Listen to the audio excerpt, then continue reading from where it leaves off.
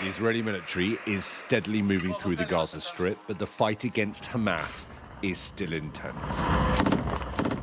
After 2 days of being denied entry, the World Health Organization evacuated critically ill patients out of Nasser Hospital in Khan Yunis, its medical center, the latest casualty in this war.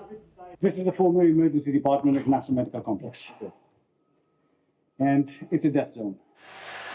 As the bloody conflict continues, Israel's leaders are now turning their attention to Rafah, the last major urban area right on the Gaza-Egypt border. For the first time, a member of Israel's war cabinet has put a time frame on the ground operation. If by Ramadan hostages are not home, the fighting will continue everywhere to include Rafah area.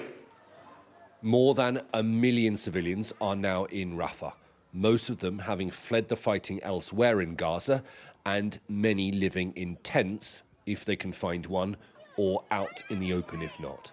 The situation is desperate. We are becoming weak and my siblings are getting thinner. Before they were in better health, now life is destroyed. There is growing international opposition to an Israeli ground offensive in Rafah without a plan to protect the civilians there.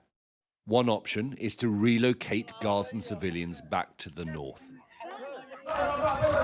But this is what it looks like there now, filmed by our team in recent days.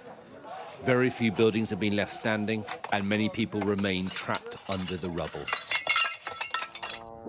Israel says it has no plans to force Gazans into Egypt, but a ground invasion of Rafah could cause chaos amongst already desperate people. Satellite images taken this month show massive construction on the Egyptian side of the border. Egypt says it won't allow Palestinians to be pushed south.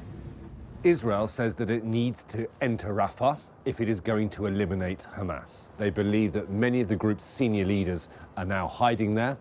Some of the hostages could be held there, and they want to locate and destroy the tunnels that go into Egypt that have been used in the past to smuggle weapons to Hamas. It's unclear whether Benny Gantz's warning of a Rafah offensive by Ramadan is official government policy or a ploy to put pressure on Hamas to agree a new hostage deal. It's also hard to see, though, how Israel could claim a victory over Hamas if it doesn't go into Rafah. Alistair Bunkall, Sky News in Jerusalem.